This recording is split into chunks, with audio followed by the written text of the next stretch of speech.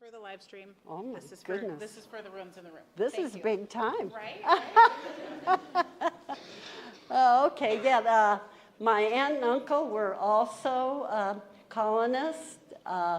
Joe and Pike Lentz. Oh, my parents, did I say what my parents? Bill and Viola Lentz were my parents. And their colony farm was out at the Butte. And they had wonderful raspberries out there, just huge, wonderful raspberries. So a lot of berries. And of course, they had pigs and chickens and eggs. And there was another ship that was the supply ship, the North Star, that brought up all the supplies. They brought up lumber and kegs of nails and everything to build the houses and the barns and do all that. But they also brought the animals and supplies for them to get started farming. So they, of course, brought chickens. And the chickens were a big thing. And the colonist farmers would tell you that old age question, the answer to it, which came first, the chicken or the eggs? They would say the chickens, because the chickens came up on the ship. But they did right away, they built, and you can't see this stuff, but you can come up. They built a chicken hatchery on all of the co-op buildings. Chicken hatchery. And these are chicken coops. Interesting story about those chicken coops. When I was growing up and in grade school in the 50s, I had friends who lived in those chicken coops. They were called the chicken coop apartments. They're big chicken coops. We have one, it's original colony chicken coop that was built in 1935. And we do have that. We reconstructed and put it together on the grounds at the Colony House Museum, so you can come and see that. And with the eggs, by 1938, well, at least in 1938, they were shipping 5,000 dozen eggs a month up and down the railroad to Seward, to Anchorage, to Fairbanks. And somebody can do that math real quick. Is that 60,000 eggs a month? That's a lot of eggs for that small community to produce. So it can be done. And I guess I want to share with you a little bit about the marketing. There wasn't much population. There was just the railroads. There wasn't transportation. So the Matanuska Colony Project was actually a cooperative, the Matanuska Valley Farmers Cooperative, so that they could band together and market and sell their things, because it would be impossible in an area where you didn't have a lot of population for them to go around. You've probably heard of other cooperatives through history, like Sunkist Oranges, Land O'Lakes Butter. Those were cooperatives, started out as cooperatives. And here in Alaska, I think the peonies farmers, when they were getting their start, they did it as a cooperative. And so there are a few of those. There's even craft cooperatives. So that was the way that they could, in the early years, do their marketing. And the big vegetables, which is our heritage here. And it's interesting that it started out back in the early years, and that they had their first fair the next year in 1936, and it was purely an agricultural fair. No Ferris wheel and all that stuff. And they started having these contests right away for the big vegetables. And my cousin, Buddy, Lance Edward, I guess was his name, Buddy, he won the cabbage way off for the youth in 1938. I think the cabbage was only like 19 pounds. And of course, so I thought I would share some of the records with you, that world records that we hold. The cabbage, of course, that's the famous one, is 138.25 pounds, Scott Robb with his cabbage. Another one that's my favorite is a rutabaga. Now, we've had that record twice because we beat ourselves. We had the record, I think, in the 80s or 90s, and then again, just a few years ago, the rutabaga, 82.9, so I'd say 83-pound rutabaga. Can you imagine? And I remember the first world record rutabaga. It went and appeared on the Johnny Carson show. He was fascinated when he heard about it, and he said, "You got to get those people to bring that I got to see this rutabaga." So we are famous. The cabbage Way Off is live streamed to many countries. The main one that started first doing that was Japan. In fact, one year the cabbage Way Off had to be delayed. They couldn't start because Japan was having problems with their live stream and they wanted to be sure they got in on the beginning of that. So it is a big deal. Some other interesting world records we have are 105-pound kale, 96.95, so I'd say 97-pound kohlrabi. And turnip. Our little turnip in the book here was, 18 pounds. The turnip world record that we hold is 39 pounds. And there are lots of things, of course, we grow now and have some records, state records anyway, like the pumpkin, watermelon, things like that they didn't grow back then because there weren't greenhouses. You know, it was a time before electricity. It was also a time before plastic. So the early greenhouses, when they did come along, were glass, and then they were heated using a little kerosene stoves.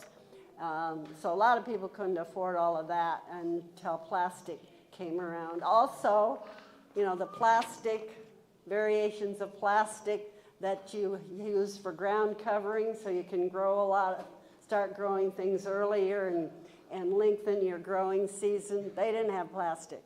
And some of the little things you get the seeds in, those are plastic. I know they're changing them to being compostable or however you say it. So there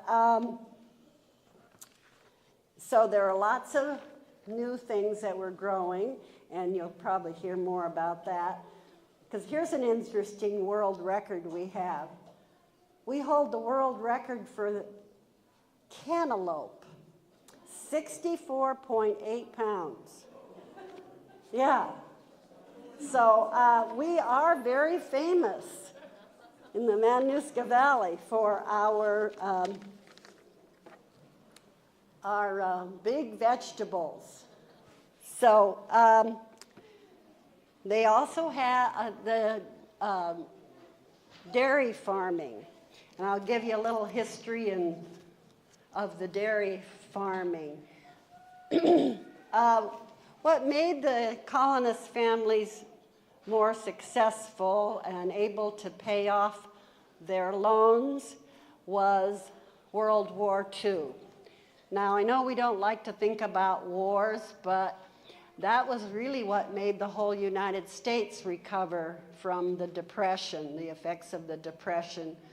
And here in Alaska, of course, it was the big beginning of the big military buildup, which we still have today. They started the first military base in Anchorage because the Japanese had landed on our Aleutian Islands and occupied some of our Aleutian Islands. And so that provided good market for the colonist farmers. They went into grade A dairy farming because they had that market. And then the military quickly realized that there was no way in or out of Alaska except by the ocean, by ship, and the Japanese were sitting out there. So they got busy and built the Alaska Highway. And that also provided more market for the colonist farmers. So they did well in the late 40s and the 50s with dairy farming. And Manuska made all that wonderful, any of you ever were here yet and got our Manuska made ice cream and eggnog? Oh, that was so good. And so what happened to the dairy farms? You all know that our last dairy farm that was by a colonist family went out of business. They gave up. The cows are still in Alaska. They went to Delta because there's still a dairy farm up there. But what happened was what has happened all over the United States with dairy farming. Small dairy farms are gone. They've been taken over by these huge mega dairies that have thousands of cows. And of course, our farms were small. I think the most cows that my dad had was maybe 38, so between 35 and 40 cows. And they were, of course, selling milk. Manuska made was to the military. Well, then refrigerated air freight came along, and people could ship milk up. Washington and Oregon, they would ship milk up here, and the military, of course, is going to buy what's cheaper. Also, there was a little politics involved. Oh, who would think that would happen? Washington and Oregon were subsidizing their dairy farmers and sending milk up here. So the dairy farms, small farms, just like everywhere. My parents were from Wisconsin, and the early years when we would go back to visit, there were still small dairy farms and cheese factories. I gotta get a cough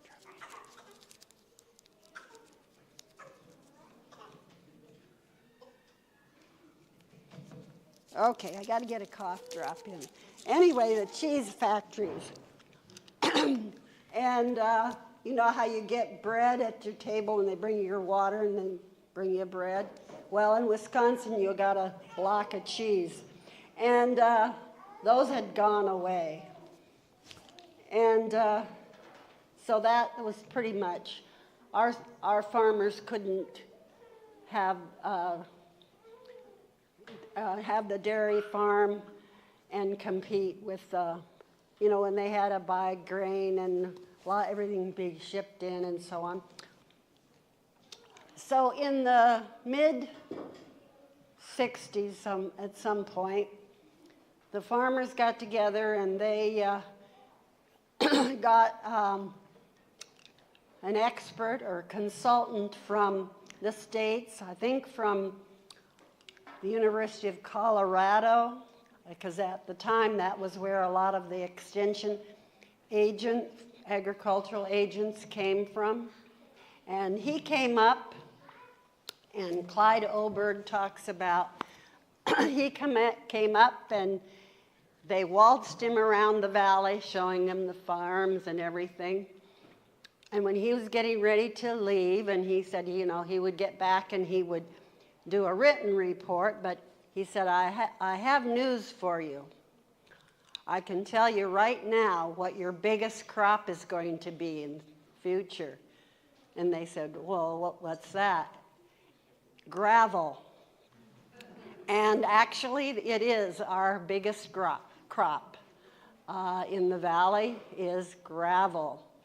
That wonderful glacier gave us that gravel, and sometimes there's 2 gravel trains a day going to Anchorage. Anchorage is built on silt, and so without our gravel, they can't build. And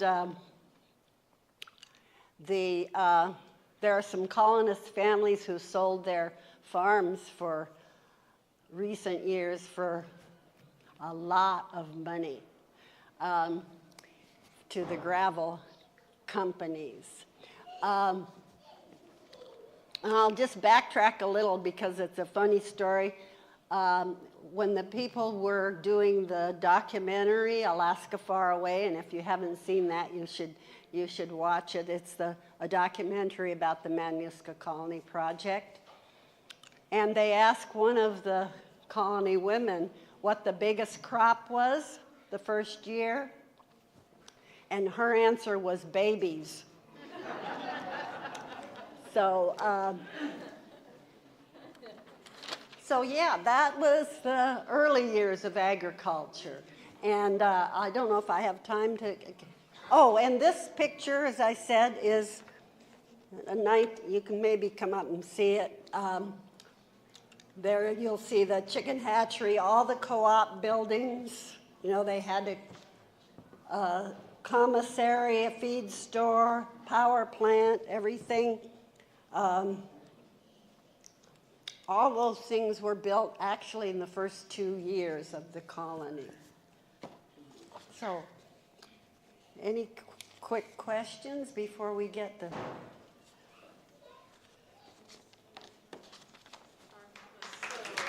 Oh, okay. It was probably more history than you wanted to know, but... Oh, I thought it was fascinating. And now the challenge is on 60-some pound cantaloupe. We're on it. Let me grab, do you mind just grabbing that? Oh, yeah. Thank you. All right, so now we've learned about the past of Alaska Ag. Now we're going to learn about the present, right? And that's Josh Smith. Okay. All right. So while Josh is on his way up, something I neglected to mention was how amazing our teachers were. These people put so much into every single class that we learned today. So thank you for your patience with our sound issues and things like that. But really, those teachers are incredible. So, all right.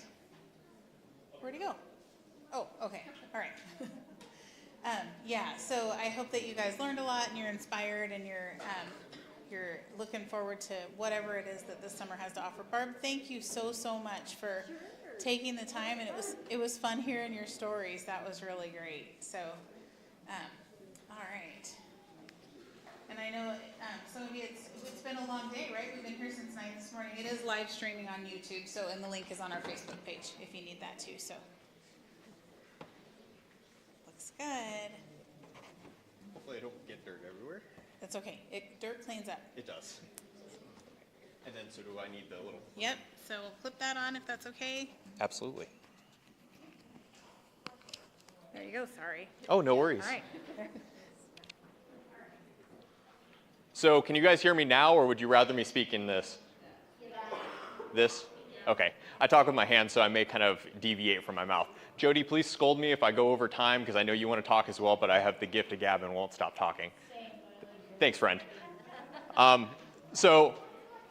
Before I get into who I am and what I'm about, I do want to acknowledge the fact that I am fortunate enough to live on the land of the Dena'ina people, and I want to pay respect to the past and present elders of this land and how fortunate I am to now call this place home. So moving on, my name is Josh Smith, and I am just a giant plant geek who happens to live here. I've been this way my entire life. This year, I'm launching my dream nursery, Bear Mountain Forest Nursery. It's something I've dreamed about since I've been a kid, and now I get to actually propagate some of the cool things and make them available to fellow Alaskans.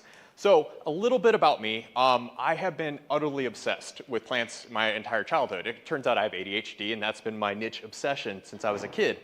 And so my poor mother, she's the MVP of my life. The fact that she put up with me when I was a child is amazing. Because we lived in the Pacific Northwest. My dad was Army. He was stationed at Fort Lewis outside of Tacoma. So we lived in Tacoma, and my grandparents lived up in Bellingham. And I had to tell my mom every time driving I-5 to go visit the grandparents, hey, there's a tree. There's a tree. So anybody who's driven I-5 or been in Seattle, you know how much of a problem that is. And you realize how loud I was as a kid and I wouldn't stop talking. That was the entire trip. Again, it's amazing I'm here now. But so that went on, and finally I started learning the names of the trees. So my mom thought maybe he'll grow out of it. No, it just got worse. Hey, Mom, that's a western red cedar. Hey, Mom, that's a big leaf maple. Hey, Mom, that's a noble fir. And so she thought, okay, maybe this is the end of it. Maybe he'll outgrow this. It won't get any worse. Then I learned the Latin names. Hey, Mom, that's Thuya plicata. Hey, Mom, that's Acer macrophyllum. Hey, Mom, that's Abies procura. It just got worse and worse. As I got older, I started learning that when people's eyes glaze over, they're not necessarily taking in what you're dishing out anymore, but that still doesn't stop me to this day. So that was my passion growing up in the Pacific Northwest. Well, my dad's Army, so we moved around a little bit, and his next duty station was Fort Wainwright outside of Fairbanks. Imagine that, being a plant person coming from the Emerald City, growing up in the Pacific Northwest, and suddenly I'm in a community where there's 7 native tree species. So I showed up in October, there was already a foot of snow on the ground, and it was already below 0. I didn't understand why the air hurt my face. I had never experienced that before in my life. But this was my new reality. So it was kind of a cruel irony living in Fairbanks with being a plant person. But I took it upon myself. I'm going to memorize all 7 tree species and I'll know them like the back of my hand. For Christmas, my parents got me one of the native berry books, and I studied that thing all winter because it's not like I had anything better to do in Fairbanks. So the air hurt my face, so I'm going to read about berries right now. So that next summer, I took it upon myself as a kid. I'm going to go find all these berries in the woods. Hey, the northern red currant, the trailing black currant, the high bush cranberries, low bush cranberries, bog blueberries, and I found them all. And by middle school, I was giving tours with all my friends of all the native berries and like, hey, let's go pick berries. Hey, don't eat the baneberry. 6 of those could kill somebody. Don't do that. Those are the bad ones. But that was my passion moving forward. But it was still just about plants at that point. It all changed when my dad found out he was going to be able to retire out of Fairbanks, and my family loved Alaska. That was going to be our forever home. So they bought a house in North Pole, which anybody from Fairbanks, North Pole is the cold spot in Fairbanks, so even more challenging regarding plants. And so they bought a house in North Pole, Zone 1 hardiness, and they bought that house. And I went from, I was in Tanon Middle School, I was going to go to Lathrop, and then we moved out to North Pole. So I switched high schools, only had one friend with me. And so coming into freshman year, I didn't have a whole lot of friends. I had one friend, and they told me about this amazing program in North Pole called FFA. I'd never heard of Future Farmers America. I didn't grow up farming, so I didn't think that was a thing for me. But then I was like, you know what, I'll give it a try. I'll show up and I'll see what it's about. And I found my passion. Not only plants, but growing food plants, because not only are you getting to enjoy the beauty and the green, but then you could actually take care of people around you. And I realized how much I lended myself to that. So I got really involved with FFA. No big deal or anything. I'll be signing autographs later, but I was the president 2009 of the North Pole chapter, a whopping 10 members. So, but a big part of North Pole FFA is we had an attached greenhouse. And North Pole Patriots were our motto, so we grew red, white, and blue hanging baskets every year, and that was one of our biggest fundraisers. That's how we'd fund our trip down to Palmer for state. So I got access to the greenhouse, and unfortunately they gave me a bench there, so I started growing every hot pepper and tomato I could. I sold some of them. Unfortunately, I filled up the entire greenhouse, half the greenhouse with tomato plants, and then aphids moved in. It was a learning curve. But I learned how passionate, how amazing it was to send food plants home with people, and people then tell me later that fall the food that they grew with that. And sharing tomatoes, making salsa. Hey, we made the salsa out of the tomatoes you grew. There was something just so profoundly satisfying about that. And I knew deep down inside, this was always going to be my passion. Well, I also grew up in a military household. My dad was Army, my mom was Army, my brother enlisted. So I knew realistically, hey, I'm not going to school, I'm going to join the Air Force. So I enlisted right out of high school, I shipped off, and my first duty station was Grand Forks Air Force Base, North Dakota, which for everybody else in the world, that's like a frozen wasteland, because that's eastern North Dakota bordering on Minnesota. You're closer to Canada than you are South Dakota. And so for everybody else, you're the barren tundra. This is like misery. Literally, Lewis and Clark deemed it as uninhabitable. Why would anybody live here? Well, I got up there, I'm like, I'm from Fairbanks. This is easy. This is the tropics compared to what I'm used to. Mind you, I'm not used to the air moving sideways. That was a new one for me. But everything else was like, okay, there's less trees, there's less mountains, but the cold is not that bad. And what was neat about it was the first thing I did as a brand new airman, of course, was rent a garden plot and start growing there. I'm like, wow, they have summer heat. I can grow corn, I can grow pumpkins, I can grow tomatoes outdoors without a greenhouse. This is amazing. But I started noticing in North Dakota, because anybody who's been to the upper Midwest, it's all people of like Scandinavian descent, and they're Midwesterners. So they are the most stubborn folks you'll ever meet in your life. And so they like belong in North Dakota. But the stuff that they grow because of that stubbornness is remarkable. They have hazelnuts, they have chestnuts, they have walnuts, they have, what else? They have apricots, plums, pears, cherries, apples, and in addition to all the fields of sugar beets, corn, soy, they grow dry beans. I was seeing everything that they were growing in North Dakota. I'm like, wait, this is only a couple degrees colder than, or warmer than Fairbanks. Look at the diversity that they're growing. This is absolutely amazing. And I was kind of inspired by that. Leave it up to me to be inspired by North Dakota, probably the only person ever. But so I happened to be there for about a year and a half. And that's when the Air Force decided that I'm done with North Dakota. My next duty station was Joint Base Elmendorf-Richardson. So I got stationed right here in Anchorage. So now I was in the warm part of Alaska. I'm like, oh my gosh, this is the banana belt. Zone 3, Zone 4, compared to Fairbanks, there's endless potential here. But when I got here, I talked with some of the local folks, and most people talked about Zone 3, Zone 4 as almost like a disability, like, oh, it's a limitation. There's only so much we can grow in this microclimate. I'm like, I'm from Fairbanks. Nothing's rated for Zone 1. You have to try everything that would possibly grow there. So coming here, this was amazing. But the problem was I didn't have space to grow here yet. I rented an apartment just in Government Hill over by downtown Anchorage. I didn't have my own space. So as I got here, I was like, okay, well, I can drive up to my parents' place and I can plant things in their yard. And my dad, he gradually obliged. He was like, okay, fine, we'll do that, whatever. He kind of dealt with it. But so I started planting Zone 1. I planted apples. I planted some of the bush cherries from Saskatchewan. I planted Saskatoons, currants, gooseberries. And expecting most of it to be killed because realistically, nothing's rated for Zone 1. But as much as like a lot of it did die, a lot of it's still alive and still growing. So my parents still have, to this day, they have an 8-foot apple tree, an Alma Sweet grafted on Siberian crabapple in Zone 1. And to the point where I bought it, they actually updated their description of the apple and its hardiness based off of my parents' tree. So it was kind of a neat moment. And the same with the Carmine Jewel cherry. That should be a Zone 2, Zone 3 sour cherry. It produces cherries in Zone 1 every year. So it was kind of neat. And up in Fairbanks, you have to push those bounds because if you listen to the naysayers, you're not growing anything other than an annual. So I realized like, hey, maybe I can't necessarily, like there's a lot of wisdom around here, a lot of people who know a lot of stuff, but I can't take that as the absolute final answer. Sometimes you just have to try things and kind of go out on a limb, so to speak. So after a couple years of renting, I finally realized like, hey, Anchorage is my home. I'm going to buy a house. So I started looking around and I found my dream home. I know I probably should have bought something cheap in Anchorage so I could rent it out and move on. No, I bought my dream home. It was 1,100 feet up a mountain in Chugiak. And I was like, this is my forever home. But it was funny because I was talking with some of the locals around here and some of the experts. They're like, 1,100 feet, oh, that's Fairbanks Light. You're going to be Zone 2. It's going to get down to -40. There's only so much you can grow there. Well, anybody who's been up to Fairbanks, you recognize any weather forecast that you get where it's going to be this cold in Fairbanks and it's going to be warmer in the hills. Because there's an amazing phenomenon up in Fairbanks called an inversion. So where you have the high pressure systems where it's a big dome of air that's pushing, prevailing, sinking, it pushes the cold, dense air down into the valleys, which also pushes all the pollution into Fairbanks, hence all their problems. But because of that, all the coldest, densest air settles in the valley, but there's a Goldilocks zone 6 to 1,200 feet above the valley floor where it's almost 1 to 2 growing zones warmer in the winter. Sometimes those inversions are 30 degrees warmer up in the hills above Fairbanks.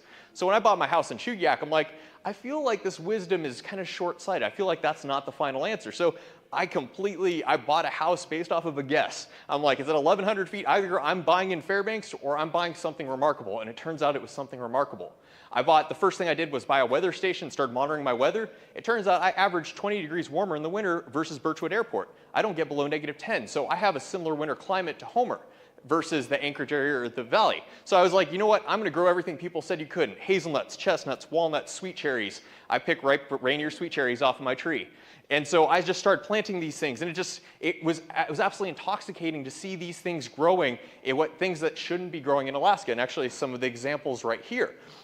So coming to realize, let's see. So as time went on, these experiments, I started kind of showing people what I was doing in some of the experiments. Because people, like, when I got here, they're like, you can't grow sweet cherries in South Central Alaska. And my first thing was bet, because I got to try.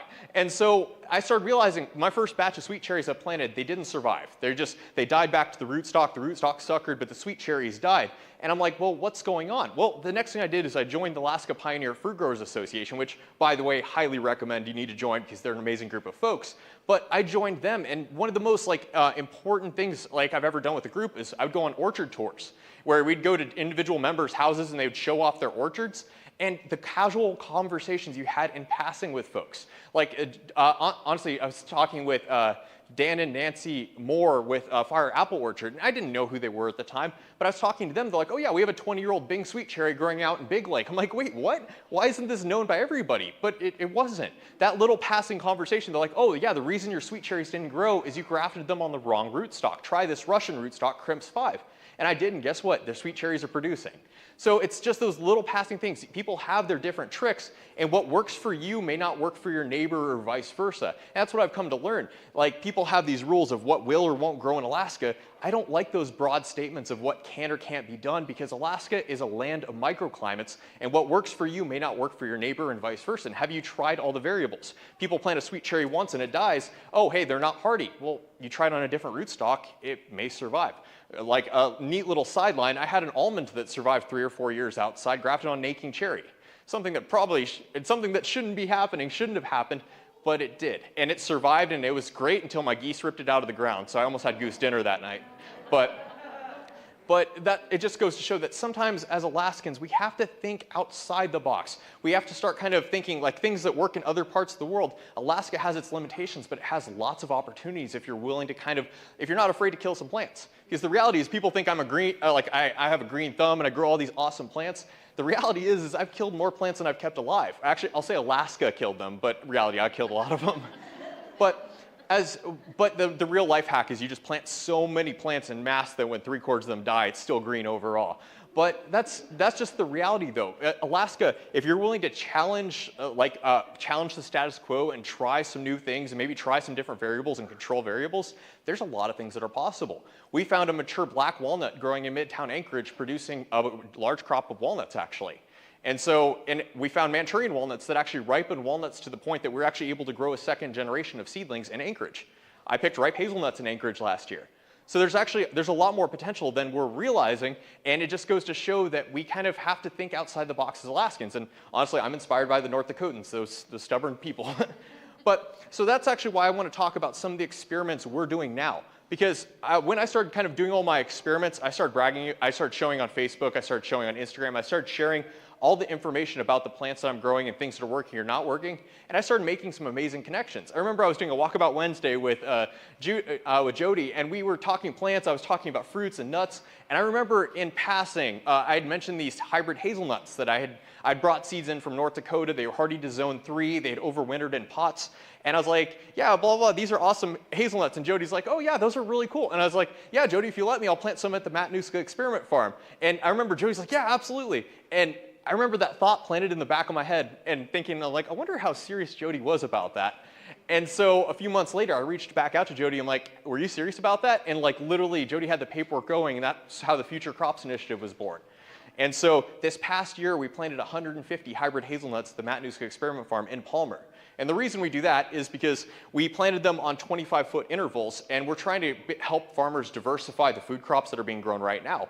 And the idea is if you plant hazelnuts, if you plant a field of hazelnuts and wait 10 years, a farmer's going to go bankrupt. They can't basically have their field go fallow for that long. But there's this new process or this new design that they're doing in the upper Midwest called alley cropping. So every 25 feet, you basically sacrifice a 5-foot strip of your farm or of your field, and you plant a row of hazelnuts there, and then you continue to grow conventional agriculture or crops in between. And it allows your hazelnuts to kind of grow in the meantime, and they'll start kind of create a windbreak, and it'll allow basically you reduce water erosion, wind erosion. It actually starts building fertility. It sequesters carbon into the soil. And in the end, when you have ripe crops of hazelnuts, which is actually what this little guy is right here, when you start ending up with these ripe hazelnuts in between, you now have 2 crops within the same space. So it allows farmers to diversify with their crops within the same space. So we're going to be experimenting with that. And these hazelnuts, mind you, this spring is their first spring, so they've just made it through a winter, and gosh, it was a winter for them. So most of them look like they're at least quasi-alive, so that's a good sign. But as time goes on, we're going to go out there, we're going to evaluate them, we're going to give them a set amount of fertilizer per, and we're going to evaluate like which ones are adapted, which ones are better suited. We also, not just at the Matanuska Experiment Farm, because yeah, we could plant hazelnuts all day long here in Palmer or in the Mat-Su. How does that translate in Fairbanks? How does that translate in Juneau and Kenai up in Fort Yukon? So we're diversifying. We sent 100 hazelnuts up to Fairbanks this last fall. They planted 25 at the Georgeson Botanical Garden, which, by the way, is like my favorite place in the world as a kid. So they planted 25 at the Botanical Garden. They planted 25 at their research planting in the field below. And then they distributed the rest of the hazelnuts with growers in every microclimate in Fairbanks from Moose Creek up to Gilmore Creek, so which is literally zone 1A to 3B. So the thing is with the Future Crops Initiative, like we can figure out, if we find one up in Fairbanks that's hardier, that does better, we can then make pollen crosses. We can collect pollen off of that one, cross one here in Palmer that's doing really well. And the goal is 20, 30, 40 years down the road, we'll have hazelnut cultivars we can release to Alaskan growers.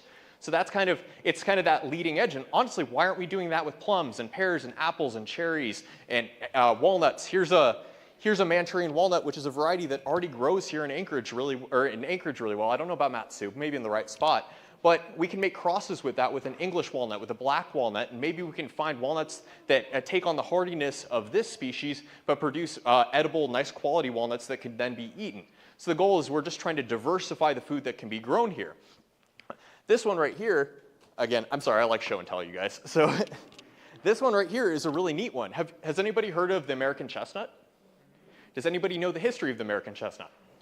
So the American chestnut, unfortunately, it's a very sad story. They used to say this was one of the most dominant species in the eastern forest. It was one of the most ecologically important. It sustained every level of ecology, from the birds and the rodents to the indigenous people to the pilgrims.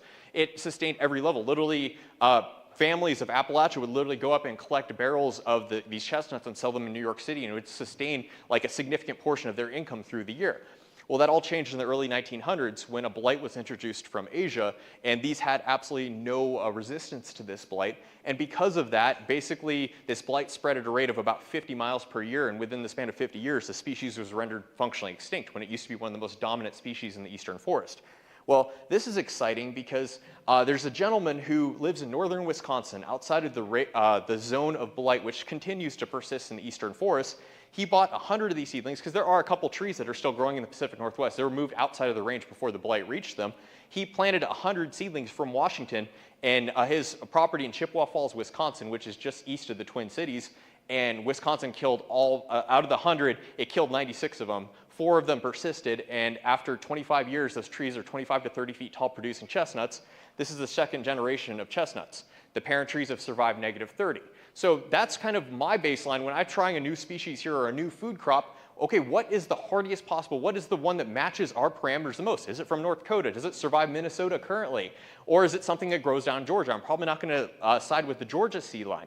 But this one, these have already survived a couple of years at my property in Chugiak, so that's part of the experiment. And I do kind of want to hit the point home before we try new species. We don't really want to, we have to be conscientious of invasive species. We saw what the bird cherries and the choke cherries have done to local ecology, but these lack the evolutionary characteristics. The seeds are too large to be bird distributed. But I think all of this to say, actually, and then I'll touch on this one real quick, because again, I love show and tell. So in Palmer, we actually discovered this beautiful yellow plum tree. It was a seedling plum that was growing in somebody's front yard. She bought the house with it, and it was just beautiful. It was like the most delicious, juicy yellow plum you've ever seen in your life.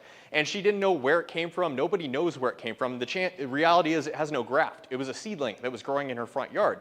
Well, we decided to start looking into it. We're like, okay, clearly it's a Manchurian plum, so wild type plum from northern China. Well, we're gonna try propagating it. So she named it the Lagnap Gold Plum because it came as a courtesy or as like a bonus with her house. It's an old Creole tradition down in New Orleans where she's from, stating that basically when you buy a dozen donuts, it's courtesy New Orleans to offer a 13th or a Lagnap.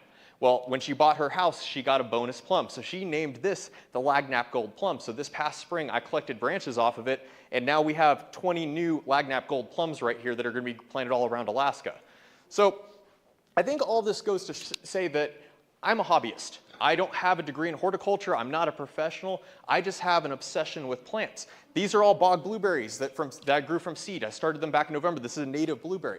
It goes to show that I live in an average house and I live in a residential area outside of Anchorage, and I'm able to do some awesome things with growing plants. And really, I think anybody can go about growing plants and growing food here in the state of Alaska. It's about just kind of latching on to those who already are knowledgeable on the subject, or maybe know or have understanding of areas that maybe you're a little short on, and just joining. Honestly, the Alaska Pioneer Fruit Growers Association, learning to graft was a game changer.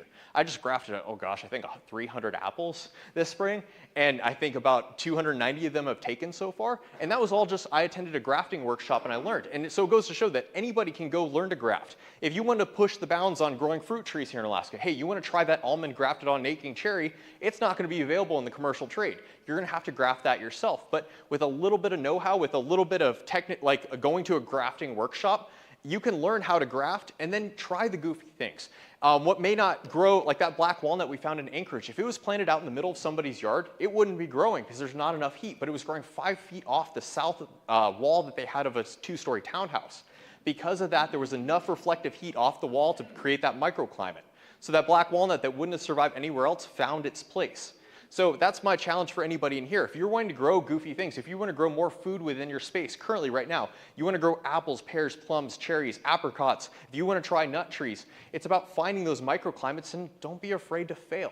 So many times we're like, oh, go buy a 6-foot, $150 apple tree. It's not necessarily the most cost effective to go plant that if there's a 90% chance it's going to die. But these little grafts right here, that cost me $3 to do. So if that doesn't survive, okay, I'm not going bankrupt in the process. But it goes to show that if you can learn to graft, if you can learn some of those skills when it comes to propagating your own plants, growing hazelnuts from seed from North Dakota, growing walnuts from northern China, growing American chestnuts from Wisconsin, or even our native bog blueberries from seed, if you can learn the little bit of know-how, you can save yourself a lot of heartache and you can honestly try some awesome things. Growing our native berries, that's another thing that I think a lot of folks are realizing the importance of native species within our space, but there's no availability within the trade. So growing these bog blueberries, guess what? You can take your frozen blueberries you have in the freezer, you can thaw them, blend them in water, and then take the seeds and grow them, and they'll germinate within about a week. And these things, I started them in November, and some of these shoots are over 8 inches tall. So they're actually really vigorous, and it goes to show like what people can do just with what you have within your space.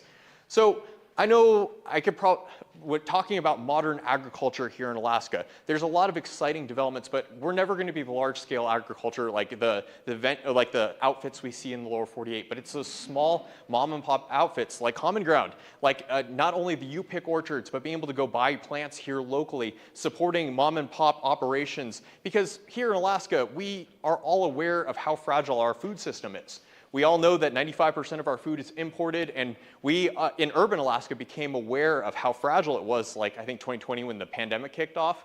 We all saw all of our shelves go empty, which come to find out, that's something that's common in rural Alaska, because if your barge gets delayed, your shelves go empty for weeks. We just got a taste of that here in urban Alaska, and the reality is at the end of the day, we are the end of the supply chain. So the more food we can locally produce, whether we are growing it, whether we are buying it from Common Ground, whether we are growing it within our backyards, whether we're trading it with our neighbors, whether we're voting with our dollars, the more we produce here in Alaska and bolster our food systems here in Alaska, the better off we are as a community, and sharing that within our community. Because Alaskans are inherently, they will give each other the shirt off their backs. They will always take care of each other. We always come together when there are those big challenges. It's about not only sharing the knowledge of growing some awesome things, but sharing with your neighbors. Grow those extra potatoes. It was kind of cool. When I was an airman and I had my own garden plot here on base, I grew like 300 pounds of potatoes a year. And I didn't need that as an airman. So it was so neat being able to give away bags of potatoes. And people like, hey, bring in shepherd's pie for me, or bring in mashed potatoes for me. It was just that sense of community and sharing what you can produce and that abundance you can produce with your fellow community members. So here in Alaska, I think we have a golden opportunity to really seize on the challenges that lie ahead, and really kind of now with some know-how and some experimentation and kind of leaning on some of the experts now, I think everybody in Alaska can do what I'm doing, because I'm just an average Joe who has an obsession. So with that, I guess I'll leave you with this. People think of Alaska as it's a limitation, it's a challenge, it's always going to hold you back. Think of it from my perspective as that kid who grew up in zone 1, who's suddenly in zone 3, zone 4, and look at it as an opportunity and as a challenge. How can we basically take advantage of this and grow more food in Alaska by Alaskans? And so that's the ultimate goal. And when people say something that probably won't work, if you are in a position to try it, the worst thing that could happen is Alaska will tell you no. So go out, try some goofy things, grow some more food, share with your neighbors, and let's make a more sustainable Alaska. So any questions?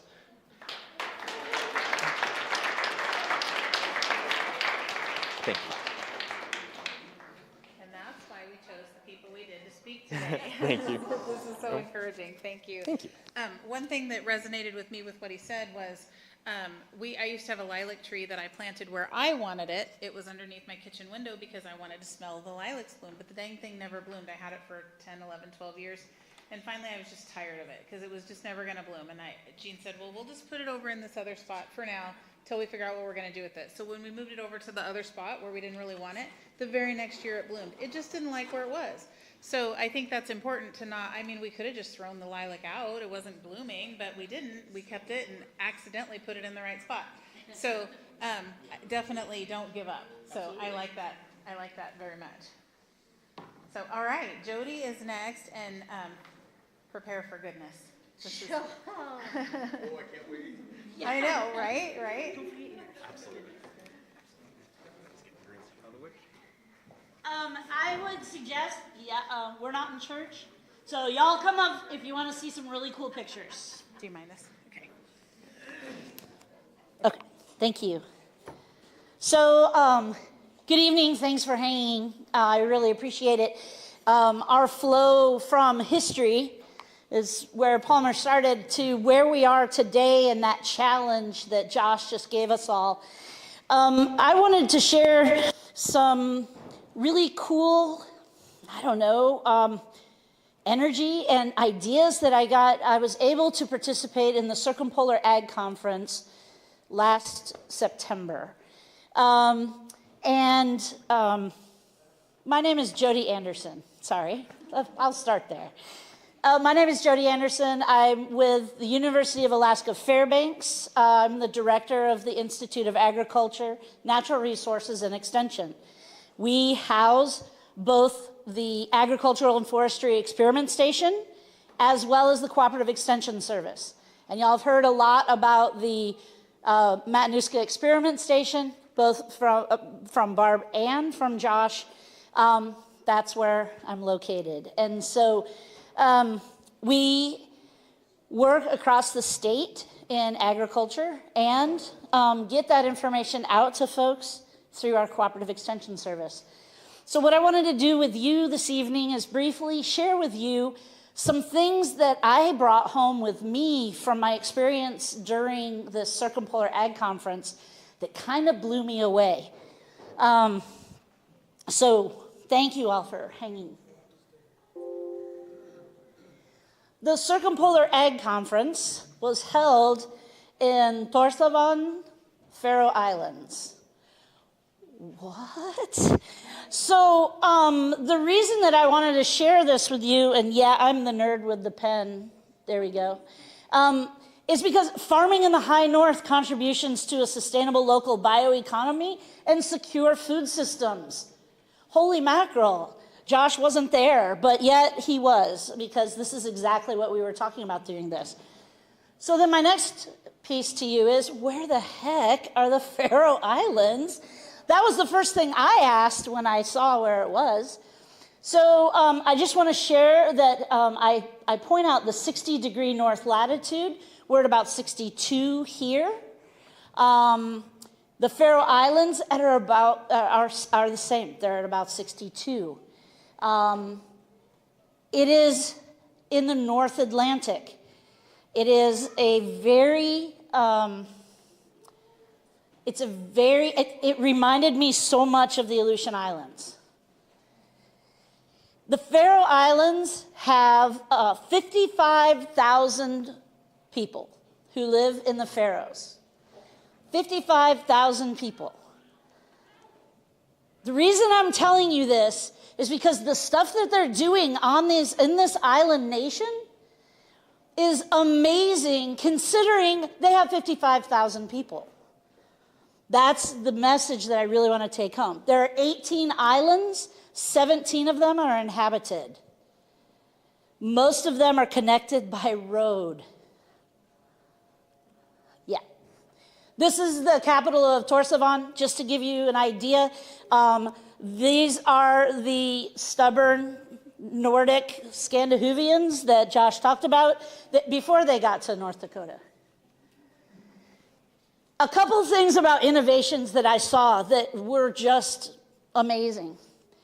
On my way from the airport, which was on the second island, to the capital, which was on the third island, and we went through a tunnel to get to between the islands, I saw a couple things that just really were smart. And I was like, gosh darn it, Alaska, we can do this. One of the things that I saw that was really super smart, it's really hard on the screen, but in the top left-hand corner, you see the wind turbines? These wind turbines were placed brilliantly. They were at the top. It's really rocky if you can see that in that picture. And then the other thing is that it was in a really smart space, and it didn't affect the people who are living in the communities that it served. But it supported a community. It wasn't Fred and his turbine. It was a community's site of wind turbines that created this. The Faroe Islands right now are at 50% green energy. Their goal is to be 100% by the year 2030. Those wind turbines were just amazing. And this is in the North Atlantic, and it's very, very windy. So they're making a lot of energy. The other innovative thing, this is the picture in the bottom left-hand corner is actually, or right-hand corner, sorry. I turned and looked at you, and I shouldn't have. This is from my hotel, from the Hilton, very fancy, in Torsavan, the capital city. I don't know if you guys can see this, but I'll go here. This is a sheep farm. This is a sheep farm. These guys also had chickens. These guys had chickens. These people had sheep and chickens. This is almost downtown. The thing that was amazing, this is beautiful. This is another island here, the ocean, blah, blah, blah. Yes, they have cars, all the things, I mean, it's like us, answering tourist questions too. But here's the thing that blew my mind, and this is so simple. And it was just like, oh, duh. They get a ton of rain here. It's a very wet place, very different than we are. However, if you can see these gridded spots here, this is grass. It's green. They use these spaces, it was brilliant, in a parking lot. Because the water had a place to go and not create erosion problems by running off the side of the hill. The water was absorbed through these grates into the soil below. What? There's so much water there. And then also brilliantly, they reduced the amount of pavement that had to be used in that parking lot. So it's a win-win. This is the sort of stuff that we should be like, well, duh, that's brilliant. And Alaska can do this.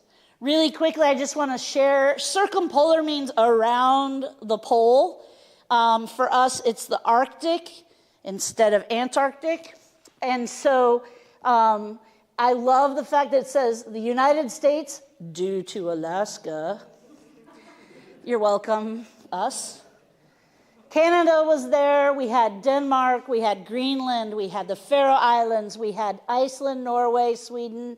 We had the Åland Islands, which is an amazing place. And someday I'll tell you about the food security in these places, but not today. This is on our field trip. And so I wanted to take you on our field trip because this is where my brain just exploded all day long. The first explosion was when we went to Raska.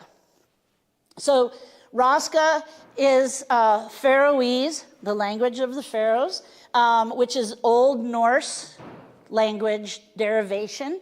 Raska means cow or cool person. Someone told me that. I don't know if I believe them, but okay, that's fine. Raska is the name of their national dairy. Keep in mind that this is they're part of Europe, but they're also fiercely independent. They are a kind of a subsidiary of Denmark, but they aren't. They don't see the EU monetary system. They do their own. They're very fiercely independent. I felt that. I'm like, oh, I'm your people. These are my people.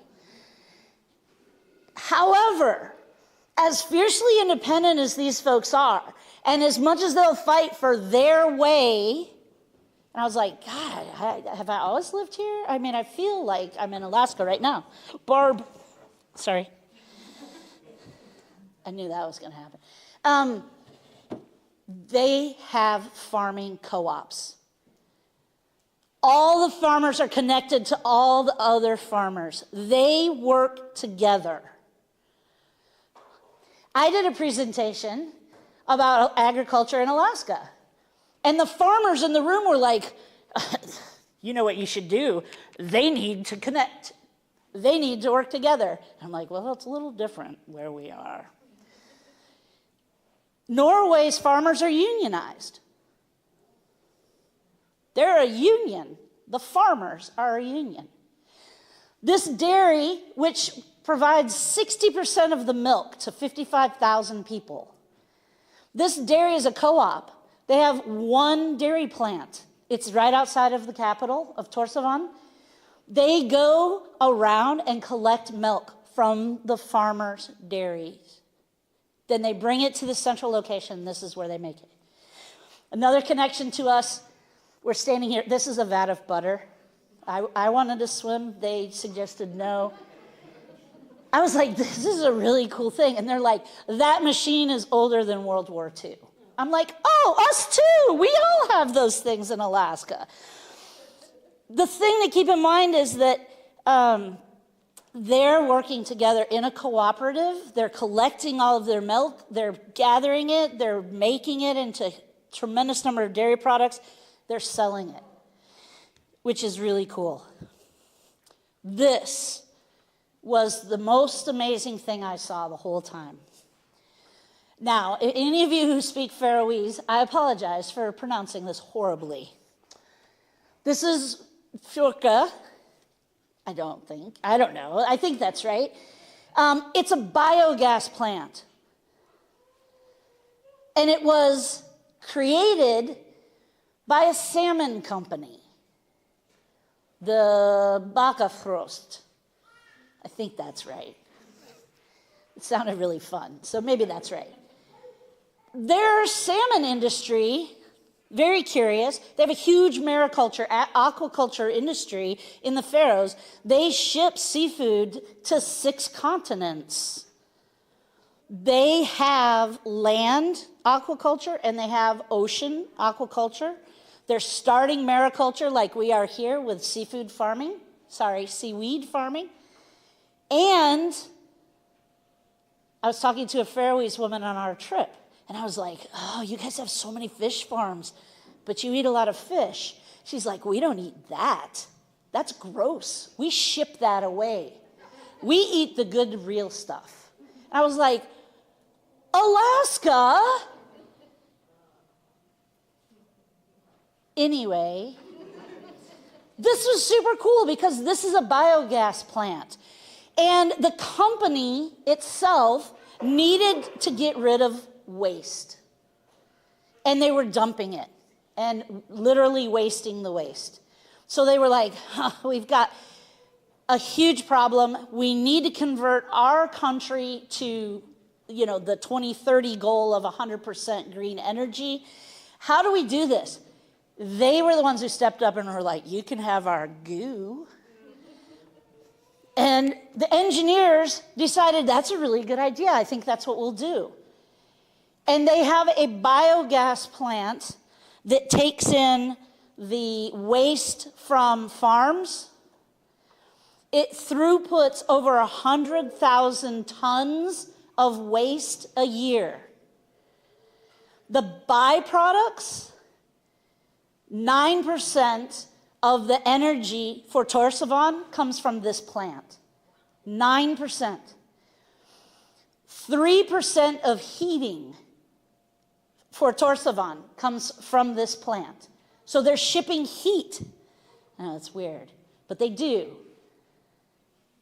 The end result, after the whole biofuel process, and they've pulled all the gases off and they've used all the gases to run turbines to do energy, the end result, the waste, is then given back to farmers and they put it in their fields. It's a closed loop system. And they only have 55,000 people on these islands. My experience working in natural resources and agriculture and food system in Alaska for the last 20 years has been, we just can't do it up here. We just can't. We don't have enough volume. It doesn't pencil out. I mean, look at Denver. Okay, let's look at Denver. It's 3 times the size of our entire population.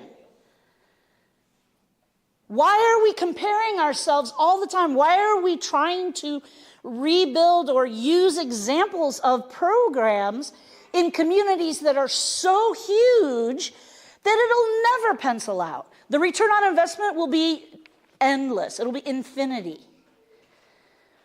We have to think smarter, and we have to think at a scale that works for us. And we need to partner with our Nordic friends because they get it. This isn't just the Faroe Islands. All over the Nordic region, they're nailing this stuff. And we're not at all. But we can. We went to a dairy, and it's part of the co-op dairy. We were on island number 3, away from the dairy. It comes by, picks up the milk. This is a fully automated dairy. Feeding is fully automated, milking is fully automated, just like our dairy out in Delta. That's also a fully automated dairy. The technology has saved so much money for these farmers. Yup, it's an investment, and it's totally worth it. Also, this picture here, I mean, just check out the topography. It's insane. There's sheep everywhere. Everywhere. They're down by the roads. They're everywhere. And people have them, even if they live in the city, they have sheep. They don't have sheep in the city proper, but they have space as part of the co-op out in these communities in these super huge rangelands. And it's straight up, straight down, no trees, very Aleutian looking. This is the farm in Saxon. It is literally the farm. This is a farm. And it's a sheep farm. Predominantly, it's meat, they're raised for meat, and wool. It's a beautiful place, this place. It was so raining that day. Some more of Saxon, just to show you what things look like there. In this picture here, we're in the church, because that's the only place that could hold this number of people. And this is the farmer, and he's very stern. I asked the farmer, I probably shouldn't say it, but I'm going to say it. I asked the farmer, I was like, so are your kids going to take this over? Because he had just taken it over from his father.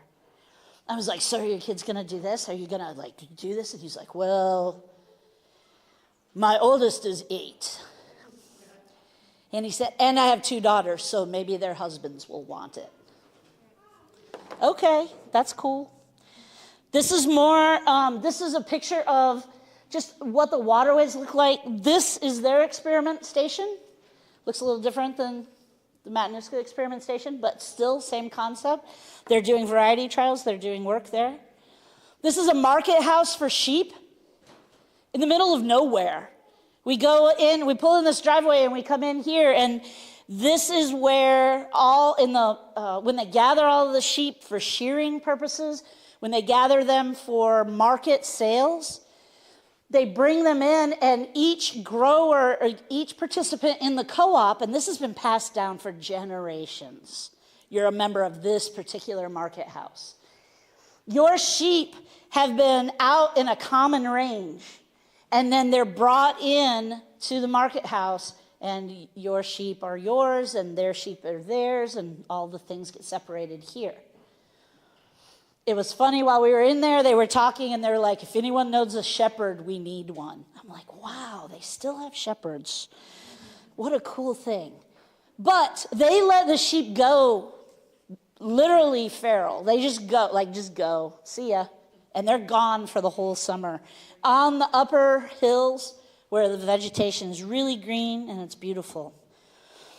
Their aquaculture, it's housed in fresh water, or in the ocean water here. It's kind of in cages.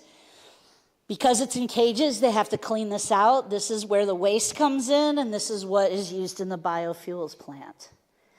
When the farmers take their waste, their animal manure, to the biofuels plant, it's marked down how much they donated. Like, how much did you give? Oh, you gave us 500 pounds. Thanks for that. They've got an equation, some sort of formula, and what they do when it's time for fertilizer, they go back to the biofuels plant, they look in their records, and they go, hey, we owe you a couple 1,000 pounds of stuff, or 100 or 2. I don't know what the formula is. But the farmers, because they kick in, they get back. Their DOT, it's not called DOT, but it is their DOT for the Faroe Islands. Their DOT sprays that manure, that end result, that waste product, on the roadsides. Because in the summertime, that's where the sheep are, and they need greener grass to graze from. It's a full circle. Here's the last little weird thing. And it was mind-blowing. You can look this up. Please look this up. It's the most amazing thing ever. We left Torsavan, and our guide, we were in a full-size tour bus. Full-size tour bus. And he goes, oh, we're really excited. We're going to go through the tunnel. Okay. Yay, tunnel. So we get all excited. We leave this, and this is the tunnel. See how it's a white line underwater?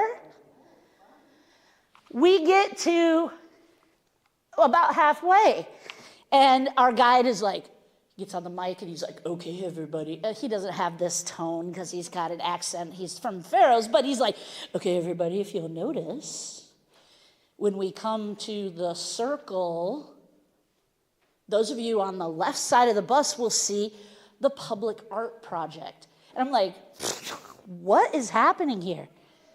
We pulled into a roundabout right there, underwater, in a tunnel.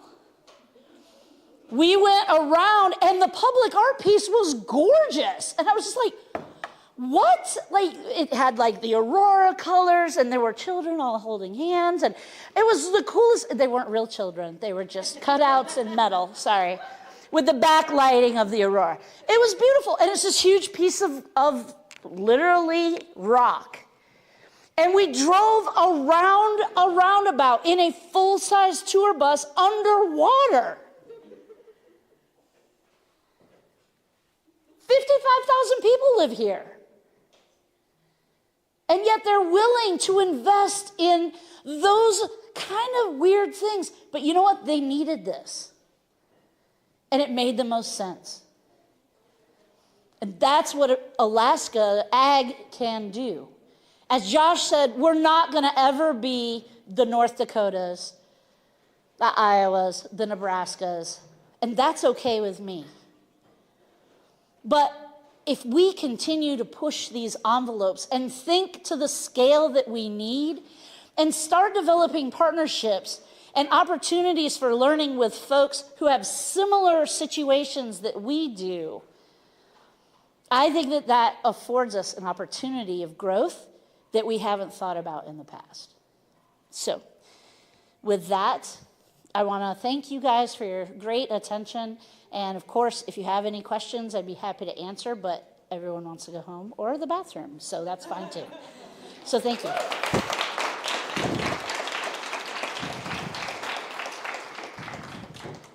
I think you're good. Okay. I turned it off on you. I'll take your other one too. Yes. Did anybody get panicky under that water in the bus? That's a good You know, question. I don't think so, Barb. I mean, I wasn't paying attention to anyone on the bus. I was just like, you guys, we're going in a circle to work. I didn't notice people. They I might mean, have been panicking at her enthusiasm. Probably, I mean, that happens all the time. But I didn't see anyone who was freaked out, and there were lots of Faroese people on it that were just like, whatever. You know, we see this all the time. So it was very common. That's really cool. Jody, thank you very much. Everybody, thank you so much. We will see you tomorrow. The worship, the Bluegrass Gospel Band will be here at 10 o'clock. We'll get started 10 to 11:30. The vendor hall opens at 11:30. Classes start again at noon. All right. We'll see you tomorrow. Yeah. Hey, everyone give Tammy a huge hand. This Oh, is gosh. insane.